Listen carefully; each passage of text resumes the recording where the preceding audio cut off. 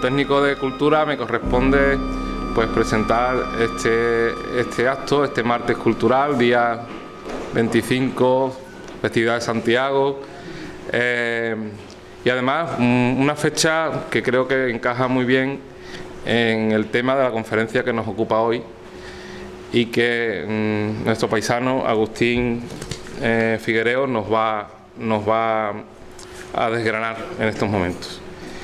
Agustín, como digo, nace en el año 79, es licenciado en Historia por la Universidad de Huelva, tiene un máster en Gestión Documental y Administración de Archivos por la Universidad Internacional de Andalucía, en la sede iberoamericana de La Rábida, y actualmente cursa los estudios de grado en Historia del Arte en la Universidad Nacional de Educación a Distancia. Sus investigaciones sobre el padre Miravén han dado como fruto la realización de 2 libros, basados en sendos manuscritos: la Memoria sobre Desestanco de la Sal y la Novena al Santísimo Sacramento, además de ser coautor de la edición digital de la Memoria sobre la Fundación. Ha trabajado también la llamada memoria histórica en su libro Isla Cristina 1936, donde nos cuenta los detalles de aquel verano. También de su autoría es una obra sobre el centenario del periódico La Higuerita, que por problemas de edición no ha visto la luz todavía. Es participante asiduo en esta actividad de los martes culturales desde su creación, así como en las jornadas de historia de Isla Cristina promovidas por la Asociación Cultural El Laúd, de estudios históricos y locales, y que actualmente es el presidente, o en foros de diversa índole como su docencia en cursos de formación del Instituto Andaluz de Patrimonio Histórico, en el Monasterio de la Cartuja, o de manera internacional tanto en el Algarve como en el Congreso Archivístico Argentino celebrado en la ciudad de Rosario. Yo creo que la presentación de Agustín, pues esto huelga porque todos lo conocemos y sabemos que Agustín, además de ser amigo personal y compañero en el trabajo, pues es un gran amante de Isla Cristina y todas sus facetas históricas y artísticas. O sea que estamos, yo creo que en un acto en familia, un día importante y nada, le cedo la palabra a nuestro amigo Agustín. Bueno, buenas noches a todos. Disculpadme porque la voz hoy está un poco forzada y bueno, me va a costar, ¿no? Pero aquí estamos. Muchas gracias, Francis, en calidad de amigo y en calidad también de técnico de la Delegación de Cultura, porque fuiste tú quien me propusiste intervenir. Te costó convencerme, sí, porque yo no quería, pero bueno, la insistencia demostrada por Francis para que esta pequeña charla de hoy fuera una realidad, pues in extremis ha dado su fruto y aquí estamos.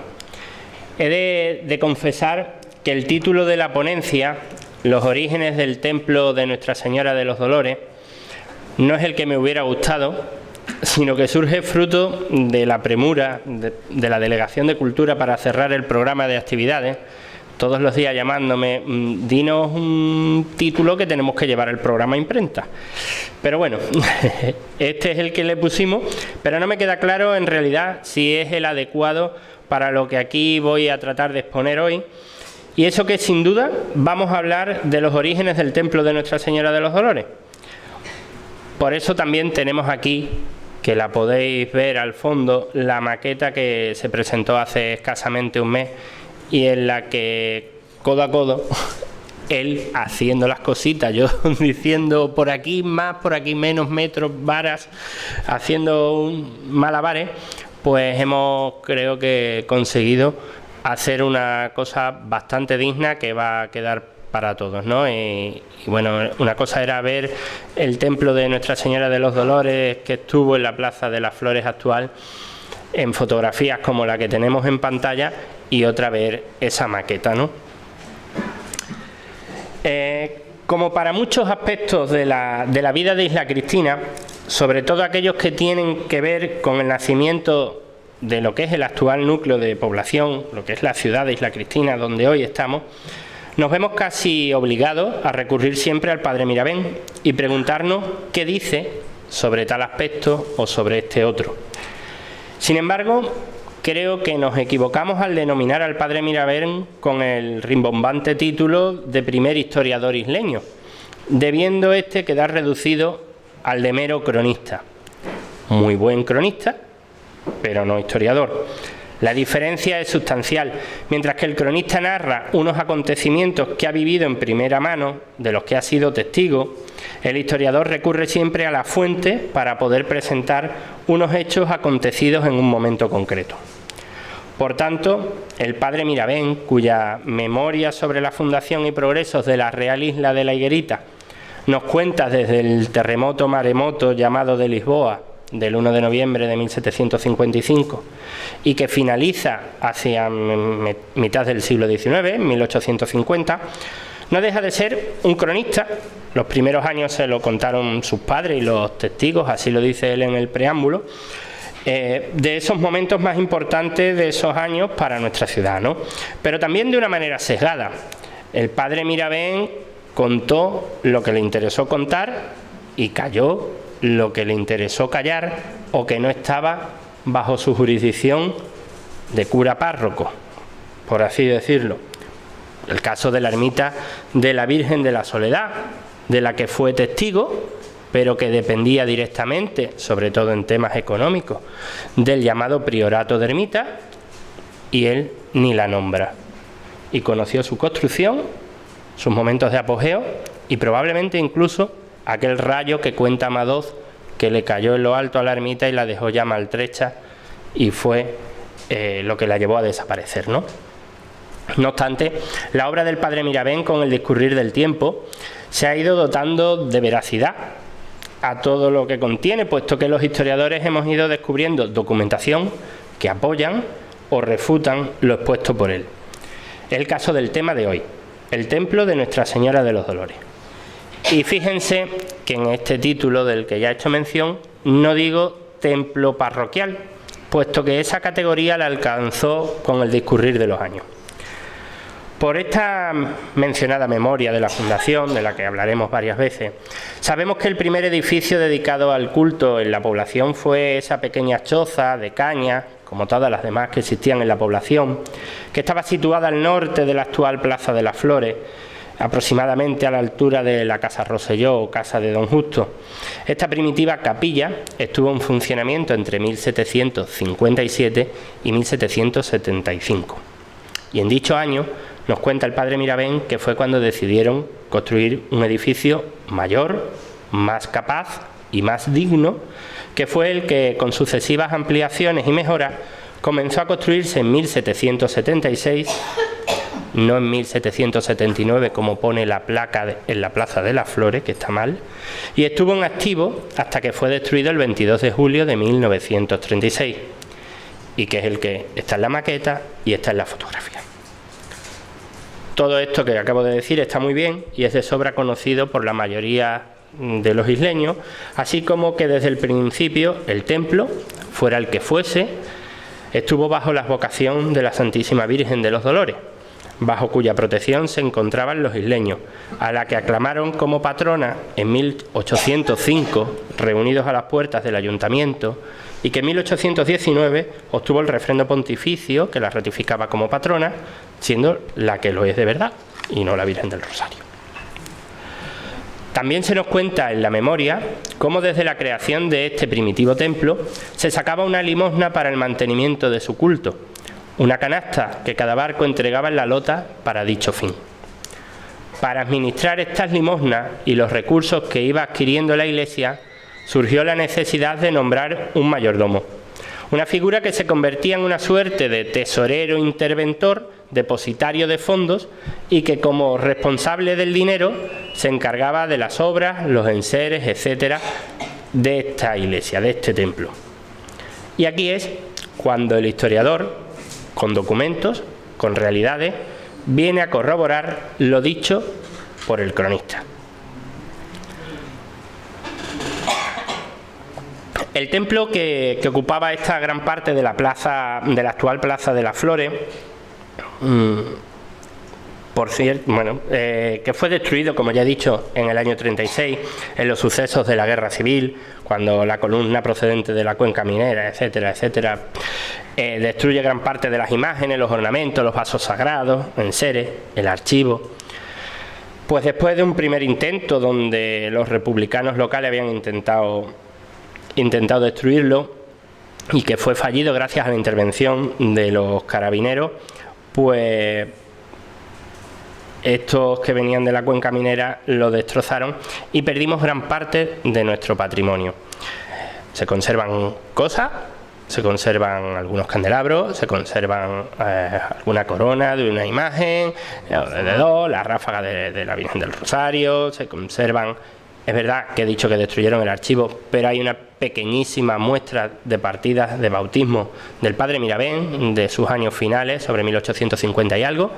Existe el mes de abril y el de mayo, si no recuerdo mal, de 1879, y no hay documentación más allá de esa época, hasta ya después de la guerra, ¿no? Sin embargo, las casualidades, el mimo, el celo y el sentido de una familia que de momento prefiere permanecer en el anonimato, descendiente de uno de los mayordomos más influyentes en dicha época de la que vamos a hablar, ha conservado un libro de fábrica, probablemente el primero de ellos por la fecha que abarca, debido a su necesidad. Lo tenía esta familia por ser liquidadores de las cuentas a la muerte del citado mayordomo. Que lo tuviera esta familia, además, debió de tenerlo desde muy finales del siglo XIX, probablemente, cuando tiene que practicar esta liquidación, ha hecho que no se perdiera en la guerra civil, y nos va a permitir, pues, hablar de cómo era acercarnos a estos orígenes del templo de Nuestra Señora de los Dolores. Este libro de fábrica comienza así: libro formado en virtud de verbal orden y comisión del excelentísimo señor arzobispo de Sevilla para el régimen, gobierno, cuenta y razón del caudal adquirido con limosna perteneciente a la iglesia de esta nueva población, título Nuestra Señora de los Dolores, principiado en el año de 1788. Creo que hasta ahí medio se puede ver. Bueno, he leído hasta ahí, no hasta la fecha. Después sigue así las páginas siguientes. Dice: en la nueva población e isla de la Higuerita, día 23 del mes de noviembre de 1788 años, el señor bachiller don Bernardo de la Rosa, cura beneficiado propio más antiguo de las iglesias parroquiales de la ciudad de Ayamonte y vicario de la vicaría titulada de Lepe y prior de ermita de ellas, dijo que por virtud de verbal orden y comisión del excelentísimo señor don Alonso Llanes de Argüelles, dignísimo arzobispo de Sevilla y su arzobispado, comunicada privativamente por su excelencia, estando celebrando su santa visita en dicha ciudad de Ayamonte, cumpliendo dicha superior orden, ha pasado a esta nueva población, acompañado de mí el infrascrito notario, con objeto, entre otras cosas, a tener conocimiento del caudal existente perteneciente a la mencionada iglesia. Bla, bla, bla. Es larguísimo, ¿vale? Pero hay datos, para no leerlo completo, que interesa conocer, ¿no? ¿Saben cómo se guardaban los fondos de una institución como la iglesia o de un ayuntamiento o de algo en esta época? En un arca.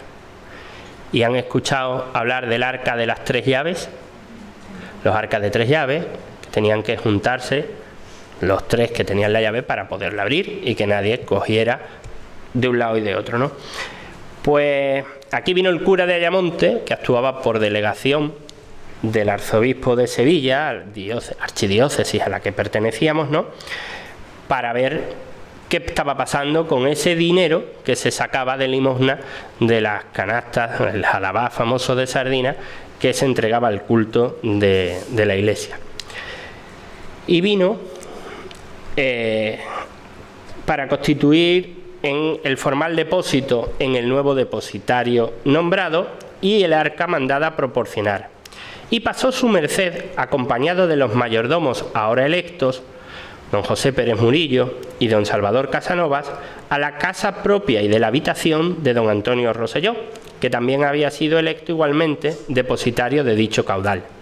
Y habiéndosele hecho presente el fin al que venían, por el nominado Rosselló se puso de manifiesto un arca de algo más de vara de largo, nuevamente fabricada, reforzada y guarnecida de hierro, con sus 3 cerraduras y llaves correspondientes de distintas fábricas, y sucesivamente se procedió a dar y recibir la significada cuenta en la forma y manera siguiente. José Murillo dio la suya, con legítimos recibos de diferentes partidas de gastos hechos en la iglesia, de que resultó un alcance a su favor de 653 reales con 31 maravedíes que se le pagaron ese acto por Antonio Rosselló. Pérez Murillo se había gastado, por ejemplo, el dinero en comprar 2 libros, quizá uno de ellos fuera este. Se pagaron de ahí los derechos del señor vicario que venía a hacer la visita, del notario, etcétera. Después, Antonio Rosselló también expuso otra cuenta, bien expresiva y clara, nos dice el libro, de las limosnas del Jalabar, perteneciente a la Iglesia de los Dolores, desde el 4 de mayo hasta el 19 de este mes. Habían entrado en la fábrica parroquial 3.821 reales, perdón, fábrica parroquial, hemos dicho que todavía no. Vale, a que le agregó unos 6.700 reales más que tenía en su poder Rosselló de los años anteriores y que componían, la verdad, que un saldo bastante positivo de dinero para la iglesia, ¿vale? De ahí, Rosselló, por ejemplo, pagó la hechura del arca. Y después, Salvador Casanova, pues había sido nombrado en ese momento y no presentó cuenta. Se repartieron las llaves y quedó constituido, digamos, el Consejo Económico, lo que hoy sería la figura de Carlos Jara, si se me permite, en las iglesias de nuestro pueblo, ¿no?, que actúa un poco de persona de confianza, de contable de nuestras parroquias. Bueno, en ese momento, pues, Pérez Murillo, Casanova y Rosselló conformaron ese triunvirato con llaves del arca de mayordomos y depositarios. He querido leer esto textualmente, pero para expresar varias cosas. En primer lugar, que se habla de la isla de la Higuerita, porque hemos dicho que es 1788. Este título lo tuvo la población entre 1756 y precisamente ese año del 88. Al año siguiente antepondría a su nombre el de Real Isla de la Higuerita, cuando Carlos III la adscribe a la corona. En segundo lugar, que al no tener un cura determinado que ejerciera en ella, puesto que por lo general venían los franciscanos o los mercedarios de Ayamonte, pues es el propio vicario el que toma las cuentas. Por último, como ya he mencionado, la existencia del famoso arca de 3 llaves, y que curiosamente, en vez de estar en la iglesia, estaba en casa de Antonio Rosselló, y es algo que me llama la atención también, ¿no? Porque hoy, por ejemplo, en la iglesia de los Dolores tenemos un arca donde se contiene el ajuar de la Virgen del Rosario. Me viene a la memoria en la iglesia de Santa Ana de Triana, hay arcas también de las hermandades, de Madre de Dios del Rosario, de alguna otra, donde guardan diferentes cosas, ¿no? Pero están en la iglesia, no están en casa de nadie. Justo al año siguiente, concretamente fechado el 23 de julio de 1789, tenemos el primer inventario del templo de Nuestra Señora de los Dolores. Una iglesia que tenía pues 13 años de existencia, el primitivo templo, no es tal cual lo vemos sería la nave principal solamente y no tan larga, aquí no se aprecia la longitud de la nave, pero era más corta. Y el ajuar del templo, bueno, pues tenía una casulla con estola, manípulo, paño de cáliz y bolsa de color blanco, una casulla con los mismos agregados de color encarnado, otra verde, otra negra, otra morada, los colores litúrgicos. Un frontal de damasco encarnado y blanco para el altar de la Señora. Suponemos que al hablar de la Señora está hablando de la Virgen de los Dolores. 4 corporales con sus palias, un cáliz de plata liso sobredorado por dentro con su patena, también sobredorada con su cucharita, 2 albas y 2 amitos, la una más fina que la otra, 10 purificadores guarnecidos de encaje, 2 misales, uno nuevo y otro usado, y un cuaderno nuevo para apuntar las misas de difunto, 2 manteles guarnecidos de encaje, 2 toallas para dar la comunión. Desconozco el uso litúrgico, la verdad, de estas toallas, una grande y otra pequeña. Un copón de plata sobredorado por dentro, nuevo, un incensario de plata labrado y calado, también nuevo, otra naveta de plata nueva y un quitasol de medio damasco encarnado con su fleco y punta de oro que servía para cuando sale su Divina Majestad a darle la comunión a los enfermos. No es el palio del corpus, sino algo un poco, una sombrilla, un quitasol, para llevar dignamente a su Divina Majestad en esta salida a los impedidos, etc. De estos enseres dice el inventario que los 4 últimos eran nuevos, habiendo costado, por ejemplo, para que nos hagamos una idea, los de metal 1.734 reales y el quitasol 959. La sombrilla era buena por el precio comparativamente, una cosa de la otra, ¿no? Además, ese año, por las cuentas, sabemos que también se habían comprado 2 estampas, desconociéndose qué pasaje evangélico o qué imagen podían representar, con sus marcos. Un misal de requiem para los difuntos y, lo más importante de todo, que queda reflejado en los gastos totales. 1789, año en el que el mayordomo, según el padre Mirabén, trae una imagen al pueblo. Dice así el inventario: a cuya cantidad se acrecen 420 reales, importe de una imagen de Nuestra Señora del Rosario. Según la memoria de la Fundación, ese mismo año, y leo textualmente al padre Mirabén ahora, habiendo obtenido antes permiso del excelentísimo señor arzobispo de Sevilla, don Alonso de Llanis y Argüelles, se labró al lado del norte de la iglesia, colateral al Evangelio del altar mayor, una capilla para colocar en ella una imagen de vestido con el título de Nuestra Señora del Rosario y de poco más de una vara de estatura, cuya festividad comenzó a celebrarse desde entonces con la solemnidad posible. Esta imagen la trajo de Mataró don Salvador Casanova. La devoción que desde entonces le profesaron los marineros hizo que el gremio de mareantes de la Higuerita la tomara por patrona, imagen que tras las restauraciones posteriores a la Guerra Civil seguimos venerando en la actualidad. Esa capilla del lado norte de la iglesia, ven ustedes a su izquierda, yo me lío con la lateralidad, a su izquierda, donde está el carro en la fotografía, es la segunda nave de la iglesia. Los que estén más cerca de la maqueta pues lo pueden ver in situ, ¿no? Esa nave al principio no era tal nave, sino solo una pequeña capilla al fondo. Es donde se instaló en 1789 la Virgen del Rosario.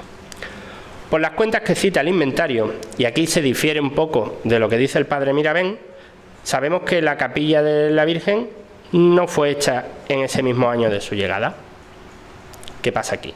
La Virgen vino en 1789. Eso queda claro en la memoria y queda claro porque está cuánto se pagó, los 420 reales. Pero el padre Mirabén dice que hicieron la capilla ese año y en 1791 estaban levantando los muros, en 1794 estaban techándola. Tardó el dinero que tenía las cuentas de la iglesia en una población muy exigua como era la de la Higuerita de entonces, no daba para avanzar en las obras con la celeridad deseada. En 1793, como digo, seguían estas obras, porque en las cuentas aparece la compra, por ejemplo, de 6 millares de ladrillos, que son unos cuantos. Aunque lo más destacable, por ejemplo, es saber el importe de 1.885 reales y 30 maravedíes que importó la función de la Virgen de los Dolores, el aceite para la lámpara y la cera del día, así como la adquisición, y me parece curioso, de una casulla traída de Cataluña con todos los ornamentos, un cajón de flores, una lámpara, las pelucas para la Virgen, un alba y amitos, se me ha olvidado.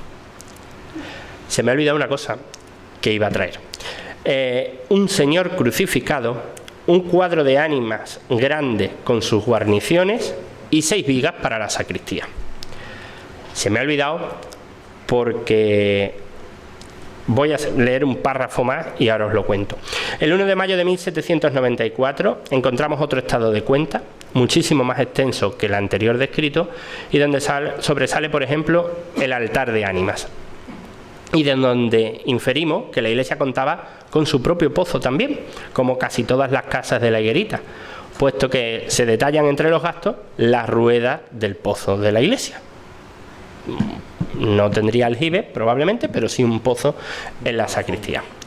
Respecto al crucificado que he nombrado, existe en propiedad de una familia isleña una imagen de un crucificado que me habían dicho que podíais irlo a buscar y traerlo, y se me ha olvidado. Que ha pasado de generación en generación, acompañado de una leyenda que dice que fue un regalo del padre Mirabén a una antepasada de esta familia, ya que eran vecinos, y que era el primero que tuvo la iglesia. Desconozco si esto será verdad o no, pero por el padrón de habitantes de 1824 podemos saber que efectivamente el padre Mirabén, junto a su madre, Rosa Soler, y 2 sirvientas, vivía en la calle del Carmen, siendo vecinos de la familia Martín Martorell. Francis sí conoce esta imagen del crucificado y antigüedad suficiente tiene como para que esto fuera verdad. Y quería enseñároslo en persona. Pero no he traído fotos porque pensaba traerlo. Bueno, hay alguna imagen más de la iglesia, ¿no? Repetida. Las cuentas del año siguiente, del 95, nos trae reflejada la que creemos primera visita pastoral también a esta Real Isla de la Higuerita, puesto que se refleja el gasto ocasionado en bizcochos cuando estuvo el señor obispo en esta playa. Recordemos que se denominaba la población playa e isla. Así la cita siempre. Bueno, cada vez que venían los franciscanos, el famoso padre Vélez, que también nombra mucho, o venían a predicar en Semana Santa, claro, todas estas cuentas aparecen reflejadas de por traer a los frailes 10 reales, por llevar a los frailes 10 reales, por fulanito que estuvo 2 días aquí predicando el sermón de Semana Santa, por los 10 reales de ida y los 10 reales de vuelta, más los bizcochos, los chorizos, las natillas y el arroz con leche. Viene así, es curiosísimo, viene detallado el régimen que le daban a los curas, ¿no?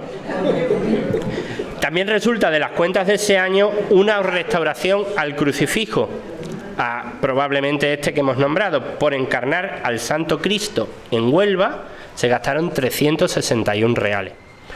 Desconozco, he estado buscando al respecto y no sé quién pudo en esa época actuar como escultor o como restaurador en Huelva, no hay mucha documentación al respecto. En 1798, por ejemplo, fue una campaña de dorado. Se doró el sagrario, que ocupaba un pequeño retablo entonces en el lado del Evangelio, donde se había colocado también el crucifijo y que según el padre Mirabén se volvió a rehacer este retablo en 1813 por suscripción popular. Sabemos, porque fue un objeto además, objeto de un artículo mío en una ocasión, que la Virgen de los Dolores al principio fue un cuadro cuando estaba en aquellas chozas de junco. Como cuadro también pasó a este templo. Después, en 1787, se encargó una imagen de bulto que el padre Mirabén dice que era horrorosa, de muy mal gusto y escultura, textualmente, de la que sabemos también que hubo varios intentos de restauración, pero que nunca consiguió el efecto deseado, por lo que se sustituyó por la imagen conocida de la Virgen de los Dolores, de esas fotografías antiguas, la imagen de Juan de Astorga de 1814, ¿no? Una de aquellas restauraciones de intentos de mejora de la primera Virgen de escultura, pues consistió también en dorarla o estofarla de nuevo por 1.500 reales en 1802. Pese al dinero que se gastaban, no había manera. Ese mismo año se doraron el monumento, por eso he dicho que eran campañas de dorado, el monumento, el manifestador, las varas del palio, suponemos que de un palio de respeto o de un palio para el Santísimo, y las del guión y la cruz parroquial, o la cruz de la iglesia, porque no era parroquia, ¿no? Haciendo aquí ahora también un inciso y al hilo de que de que tenemos la maqueta, comentar, y Francis lo estaba escuchando antes de decírselo a alguien, que una de las decisiones más difíciles de tomar por carecer de fotografía o de referencias era si la parte de atrás, lo de la sacristía, la colecturía, el patio, eso era de tejado o de azotea. No sabíamos qué hacer, si prolongar la nave todo tejado, azotea, cómo sería aquello, ¿no? Hoy, con esta documentación que tenemos por delante, sabemos que hemos acertado. Que en 1806 se compuso el tejado, pero que también se actuó sobre la azotea de la sacristía. Así que, pues, la intuición nos llevó por el camino correcto. Otras cuentas, las del año 1812, nos dice lo que importaron la pila bautismal y la baranda que la rodeaba, que sabemos que se bendijeron el 23 de enero de dicho año, una vez que la iglesia de Nuestra Señora de los Dolores se convirtió en ayuda de parroquia de Nuestra Señora de los 12 Apóstoles de la Redondela. Padre Mirabén dice además que fueron 2 nietos de Gil Arbucias los 2 primeros bautizados. Otro de los hitos importantes del libro de fábrica que estamos destripando, pues, si se me permite la expresión, es saber más sobre la imagen de la Virgen de los Dolores. Ya hemos hablado del cuadro, la del bulto, las restauraciones, que era muy fea, y acabamos de contar cómo de cuadro pasó a imagen, ¿no? Bueno, el autor lo conocemos por la memoria, ya lo he citado, a Juan de Astorga y Moyano, pero no está incluido este dato en el libro de cuentas. El libro de cuentas, cuando se refiere a la Virgen de los Dolores, textualmente dice: en la imagen nueva de Nuestra Señora de los Dolores, que puesta en su altar con espada y peana y vestido, y añade entre paréntesis, sin la corona, costó 3.445 reales, de cuya cantidad se juntó entre varios devotos por una suscripción voluntaria 1.305. Resulta haberse gastado de la limosna de la iglesia 2.140 reales. 2 cosas aquí. Dice textualmente sin la corona. Efectivamente, la corona, la magnífica corona que tiene la Virgen de los Dolores, fue donada a esa imagen poco agraciada que dice el padre Mirabén, y además tiene una inscripción muy bonita en la pestaña con la que se le sujeta la cabeza, que dice que es de la Virgen Dolores, es un añadido la palabra Dolores ahí, de la Virgen Dolores de la Higuerita, para que la tenga y la luzca en su día, y la tenga, repite lo de la tenga. Y el añadido de Dolores es porque cuando se dona la corona a la Virgen, ya estaba la Virgen del Rosario, y los donantes, que fueron un matrimonio, hicieron el inciso de que fuera para la Virgen de los Dolores y no para la del Rosario. De todas maneras, no le estaría buena.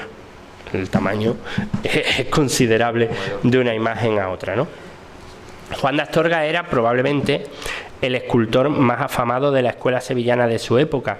De ahí, por un lado, la calidad de la imagen de la Virgen de los Dolores, que conocemos, bueno, estos son distintas fotografías donde se aprecia el templo, pero yo quería esta, ahora sigo hablando de la Virgen de los Dolores un segundo al hilo de la foto para llegar a la de la imagen. Aquí está la Plaza de las Flores, en este momento es Plaza de la Constitución. Esta fotografía debe de ser hacia 1929-1930 aproximadamente, y se ve la disposición de los bancos. Fíjense ustedes cómo aquí en el ángulo inferior ese banco cierra el espacio de la plaza, una plaza muy pequeña, porque el resto de la plaza lo ocupaba la iglesia, enfrentada a la casa que vemos en la foto, la casa de Doña Lola, lo que hoy es el BBVA, ¿no? Aquí vemos la foto de los escombros ocupan mucho más plaza, y esta donde se ve ya el solar totalmente aplanado, pero no urbanizado, y lo que quedaba de plaza, con sus árboles y bancos al fondo. Se limitaron a quitar los 2 bancos que cerraban el paseo, y todavía no se había urbanizado la plaza, ¿no? Y yo quería llegar a la Virgen de los Dolores, por eso he explicado todo eso. Que Juan de Astorga decía que era probablemente el escultor más afamado de la escuela sevillana de su época, y de ahí la calidad de la imagen, que conocemos por esta serie de fotografías históricas, ¿no? Fijaros la diferencia. En 25 años, la Virgen del Rosario, que había costado 420 reales de la escuela catalana, la Virgen de los Dolores de escuela sevillana se había ido a 3.445. La diferencia de precios es abismal. En una época que conocemos por las series económicas, que tampoco se había disparado tanto el nivel de vida, ¿no? Sin duda, una talla maravillosa. La limosna del Jalabar, ya que llevamos referencia, esa canasta de sardinas que se sacaba en la lota para la iglesia, pues era probablemente la principal fuente de ingresos con la que contaba la iglesia. Y existe inserta en la documentación de fábrica una carta muy buena de 1818. En 1818, en la Real Isla de la Higuerita, el ayuntamiento, el alcalde, era alcalde presidente, pero ese cargo lo ocupaba el gobernador de Marina. La isla la administraba la corona a través de la Marina, ¿no? O sea, mejor dicho, la administraba la Marina para la corona. Entonces el gobernador y alcalde, Joaquín Camacho, le suplica a Juan Milá que en calidad de préstamo le sea entregada la cantidad de 1.700 reales, puesto que el pueblo tiene que hacer frente a un pago de 3.500 reales que le habían correspondido al mantenimiento del Regimiento de Infantería de España. Y el ayuntamiento solo tiene 1.800 reales de fondo en este momento, y no hay quien le deje y que le preste el dinero a la iglesia que tiene de los fondos de Álava de Sardina. No sabemos lo que contestó la iglesia, si le dejaron el dinero o no. Tampoco está la respuesta en la documentación municipal. En ese mismo año de 1818 hay otra visita pastoral. También le dieron bizcocho al obispo, pero esta vez el obispo había venido a celebrar el sacramento de la confirmación. Así que, bueno, se pagó al obispo por su visita, se pagó por los confirmados y por los gastos ocasionados en los trámites para obtener el patronato oficial de la Virgen de los Dolores sobre la población de la Higuerita. Hemos dicho antes que en 1819 se obtenían las bulas, y aquí están lo que costó toda esa tramitación ante el Vaticano, ante Roma, ante los papas, pues esa tramitación de las bulas y las indulgencias que tiene la Virgen de los Dolores desde la víspera del Viernes de Dolores y la segunda dominica de septiembre, que hoy se celebra el día 15. A partir de estos momentos, las cuentas del libro se vuelven mucho más simples, casi reducidas a unos apuntes de carga y data, donde los gastos principales, sin embargo, son el mantenimiento del edificio, el del párroco y la función de la patrona. Además, a partir de estos momentos, prácticamente el que hace todos los apuntes es el propio padre Mirabén, acompañado del coadjutor de turno. Y en cuanto al libro de fábrica se refiere, finaliza, curiosamente, casi a la misma vez que la memoria sobre la fundación del padre Mirabén. La memoria termina en 1850, que además, si no recuerdo mal de cabeza, termina con la bendición del cementerio, de la capilla del Santo Cristo de la Resurrección y la Vida. Ya una vez, en su momento, conté la procesión que se organizó desde el templo hasta la capilla del cementerio, cómo fueron vestidos de una forma, se cambiaron de ropa, hicieron un responso por los difuntos. Toda una parafernalia que está muy detallada por el padre Mirabén en otra documentación, ¿no? Y el libro de fábrica finaliza el 28 de febrero de 1851. Además finaliza con la propia firma del padre Mirabén, de José Mirabén, y del presbítero Francisco Milá. Pero a su final, el libro acaba, hay una serie de hojas en blanco y los 4 o 5 últimos folios están también escritos con otra documentación totalmente ajena a esto. Es un proceso judicial que yo sé que a Jesús Bogarín, por ejemplo, le suena seguro porque los ha consultado, lo hemos visto en alguna ocasión juntos. Supongo que algunos de los historiadores que están en la sala también.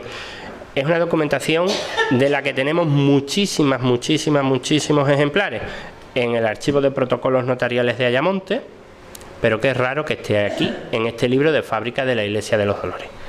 Es un proceso judicial, como decía, de fianza de sal, que inicia en 1832 Gil Arbucias, que para ello hipoteca una casa en la calle San Francisco, en esta misma calle, y es en todo semejante a esos que digo que se conservan en Ayamonte. Y la verdad que ignoro qué tiene que ver esto con las cuentas de la Iglesia, o si se refiere a algún otro tema familiar de los descendientes de aquellos primeros mayordomos custodios de esta documentación. Yo sé que el tema de la conferencia era árido, siempre hablar de números, de cuentas y eso es un poco, incluso a mí me cuesta, ¿no? Pero bueno, es un trocito más de nuestra historia. Aquí hay algunas imágenes que nos ilustran y acompañan, en la que nos hemos basado para la maqueta, la Virgen de los Dolores, en 2 o 3 sitios, ¿no? En este bautizo también conocido, donde se ve el retablo del altar mayor. Claro, esta imagen, posteriores de los años 30, están la Magdalena y San Juan Evangelista, ¿no? Acompañando a la Virgen a cada lado. Eso cambió con el tiempo, algunas imágenes.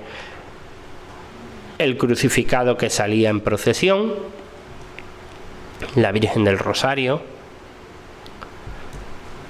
No aparece en la documentación del libro, pero sí en la memoria, ¿no? La donación que hicieron Pedro Grau y Rosa Botello de San José, por ejemplo. La Purísima, que también Jesús publicó en la historia canónica de las hermandades sobre la antigua hermandad concepcionista, ¿no? Todo aquel lío que hubo con la familia Milá, con la llamada Virgen del Amor Hermoso, que adaptaron a Inmaculada, que después hubo un proceso, que no, que al final encargaron esta imagen a Emilio Pizarro de la Cruz. Esta misma imagen de aquí, en sus cultos, el niño de la bola, sin bola, que bueno, que es el antiguo, restaurado, maltrecho, ha sufrido bastante esta imagen, pero esperamos muy pronto verlo en mejores condiciones. Y con esto acababa la fotografía, ¿no? Pero sí quería agradecer muchísimo, y creo que los que me habéis escuchado en más de una ocasión, dirá, otra vez va a decir lo mismo.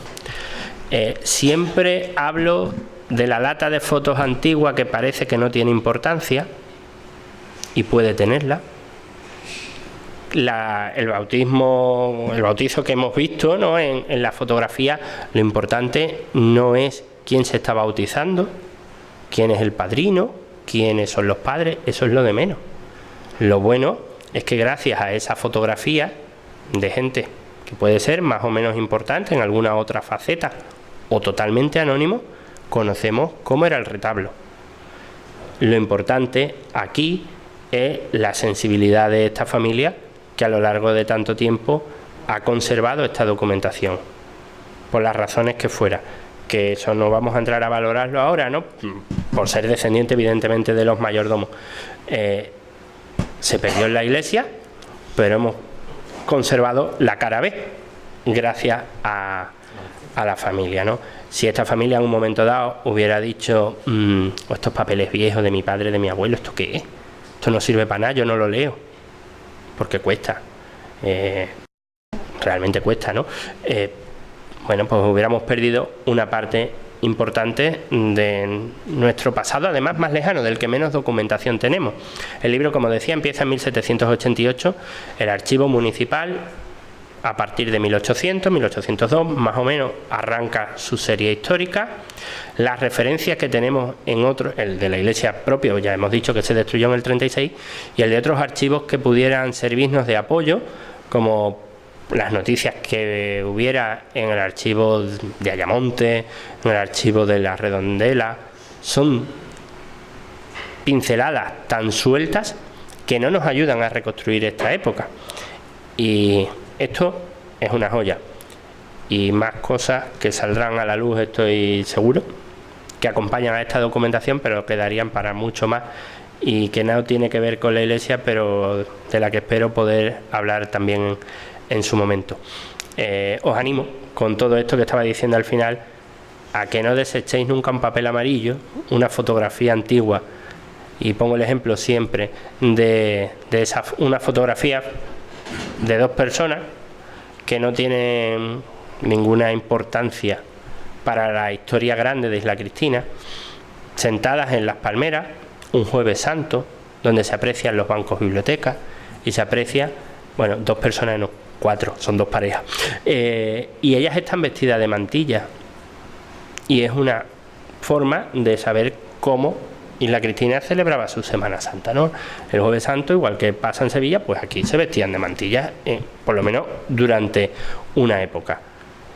Esas personas no tienen importancia, no, pero nos está reflejando una arquitectura, un entorno, unas costumbres, una tradición, y lo mínimo que os podáis imaginar, creo que le podemos sacar bastante unto a la documentación, ¿no? Bueno, pues muchas gracias.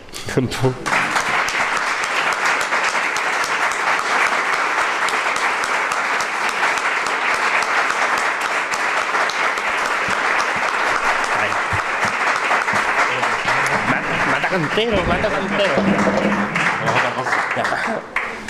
Bueno, pues muchas gracias, Agustín.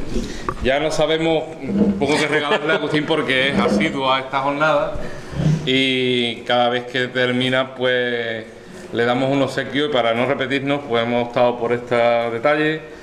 No tiene ninguna importancia, pero sí que tiene mucho simbolismo, una caracola de nuestras playas y tiene su dedicatoria. Muchas gracias, Francis. Muchas gracias. Bueno, antes como ha dicho, dice, ya no sabemos qué darle. Antes me metía con él porque digo, este año me va a tocar roto, el año pasado me tocó un pescadito pero roto. Le faltaba la aleta y como la confianza da asco, pues me llevé yo el roto. ¿Era de cerámica? Sí, era de cerámica y había perdido la aleta, pero lo tengo igualmente con eso cariño. se podrá pegar. Bueno, pues muchas gracias. Os emplazamos para el próximo martes, porque vamos a continuar con la programación tal como estaba prevista y vamos a celebrar, bueno, vamos a centrarnos en la figura de Mercedes Navarro, que ha fallecido recientemente, y vamos a hacer un homenaje. Sabéis que era hermana de José Félix Navarro, este afamado poeta y galardonado poeta isleño. Si bien es más desconocida que la figura de su hermano, pero creo que será muy merecido hacerle este homenaje póstumo, puesto que su poesía estaba impregnada de una nostalgia y de un amor por Isla Cristina, porque sabéis que tuvo que exiliarse pues, por motivos varios, y entonces ella reflejaba ese recuerdo y esa nostalgia que tenía Isla Cristina en su poesía. O sea que os invito a todos para que el martes que viene a las 9 nos vemos aquí de nuevo. Muchas gracias.